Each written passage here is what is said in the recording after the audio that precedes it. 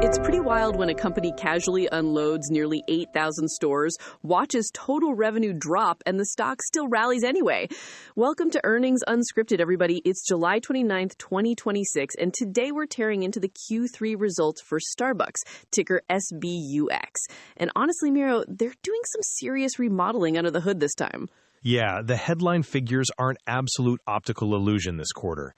They posted EPS of 91 cents, which is up massively from last year. But if you glance at the top line, total revenue actually shrank year over year to about $9.3 billion. It looks like a structural contraction, except operating margins somehow expanded. Right. And the market just completely bought into it. The stock gapped up hard right after the release. And even though it faded a bit through the extended session, it still locked in a really solid 6.5% gain.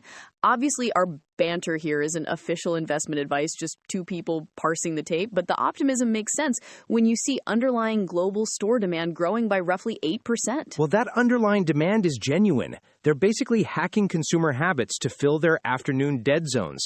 Management was bragging about this free mod Monday promo, where they let reward members beta test new syrups or oat milk for free. Hacking habits is definitely a polite way to say they're gamifying a sugar rush. But, I mean, if you give someone a free customized pump of whatever on a Monday, they're probably gladly paying for it by Thursday. I know people entirely obsessed with hunting down those pink barista cups they dropped. Culturally, the marketing's just hitting perfectly right now. It's working, which brings us right back to the central contradiction of the quarter. If marketing is hitting on all cylinders and store traffic is heavily up across the board, why is their consolidated revenue shrinking? Exactly. I need you to walk me through whatever they just did to their Chinese joint venture, because pulling that many corporate locations off the books has to leave a massive crater somewhere. It does, but it's a paper crater. Look, Starbucks just sold the 60% stake in their Chinese retail footprint to Boyu Capital. Wait. They sold 60% of their physical stores or 60% of the whole regional operation? Because that sounds like a massive retreat from Asia. No, it's a joint ventured transition. They moved all those corporate-run properties over to a licensed model. So previously, they booked every single dollar a customer spent on a latte in Shanghai as top-line revenue. Now, they're only collecting the royalty fee. The revenue line shrinks on the spreadsheet, but the underlying business is still churning. Okay, I've got you. You swap high gross revenue for a smaller, highly profitable royalty stream. But doesn't that completely scramble their margin metrics for the quarter? Oh, it totally breaks the model right now. Their international operating margin spiked over 100% on a standalone attribution basis. Okay, stop. You literally can't have an operating margin over 100% unless someone's paying you to take their money. Right. It's an accounting distortion. They recognized $53 million in equity adjustments tied to that transition. Analysts are going to have to manually reset their baseline run rates going forward because that profitability is just a mirage. It's pure transition math. It's fascinating how you can mask the reality of a business with one structural tweak. But speaking of reality, they're making some intensely physical changes here in the U.S., right? I'm thinking about those overnight remodels. Yeah, the store uplifts program. Honestly, it's a genuinely elegant capital allocation move. Historically, renovating a cafe meant you shut it down for weeks. You burn millions on construction, you lose daily sales, and you alienate your commuters. And they're avoiding that now by basically doing it under the cover of darkness. They're spending a very specific, much lower number per store, right? Around $150,000 per location. It's surgical. Crews come in at closing time, update the seating and ambiance, and they're gone before the morning rush. The espresso machines don't even cool down. They've already done over 1,000 of these upgrades. It's brilliant because it keeps the drive-through completely uninterrupted, but it also points to a larger shift in how they view the plumbing of the business.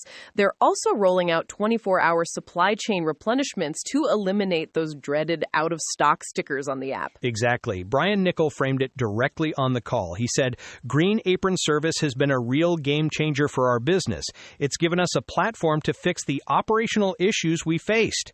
He's basically admitting they let the operational gears get stuck, and now they're actively clearing them out. Which you have to do if you're pushing complex new products. I know they're beta testing carbonated spritzers to capture the zero sugar afternoon snacking crowd. But there's a risk hiding in the cost structure, isn't there? Something about a government payout padding the quarter? Yeah, you caught that. Washington basically bailed out their supply chain expenses this time around. Starbucks received a reciprocal tariff refund tied to the IEEPA tariffs thanks to a new customs portal that launched recently. It was a massive non-recurring windfall that washed away months of import expense. So, margins look incredibly fat right now, partly because of the China transition math, and partly because Uncle Sam cut them a check, which really just leaves me wondering what happens in the fourth quarter when those refunds vanish and they actually have to defend their own unit economics again. Well, management certainly seems panicked about defending those unit economics. Actually, they're leaning right into it. They guided fourth quarter U.S. comparable sales to track at 6.5% or better, which is pretty aggressive considering the heavier traffic comps they have to lap. Right. But predicting high growth while you're simultaneously dumping all this capital into free modifiers and remodels, it feels a little like they're revving the engine while hoping the tires hold up. Are we sure that's translating to the bottom line? Oh, absolutely. And that's the real tell here. They just raised their full-year earnings guide to a midpoint around $2.60, forecasting consolidated operating margins greater than 11%. And to your point about the aggressive strategy, Brian Niccol explicitly said on the call, "We're not capping that spending. We're not seeing diminishing returns out of our spending." Okay, wow. That's essentially corporate speak for we're printing money and we know it. But, I mean, it isn't just blind spending either. They're using the cash from that China divestiture very selectively. I saw they knocked down short and long-term debt by roughly $1.8 billion total. That's genuine capital discipline. Exactly. You strip away the noise, and it's a very classic corporate pruning. You shrink the physical footprint, sell off heavy international assets, pay down your leverage, and reinvest the cash flow into domestic efficiency. But the unknown variable going into next quarter is their store cleansing strategy. The real estate cleanup. Yeah, they mentioned wanting to close underperforming locations across North America to fix older development mistakes. Right. You have to wonder exactly how deep that cut is going to be before their domestic unit growth looks uniformly positive again. It's a necessary surgery, but surgeries usually bleed a little. Fair point. But if they're successfully serving up afternoon spritzers and completely revamping cafes overnight without anyone noticing, they might just charm the market into looking right past the bandages. I guess we'll have to see how those holiday numbers shake out. Anyway, that wraps things up for us today. Always a pleasure. Catch you next time.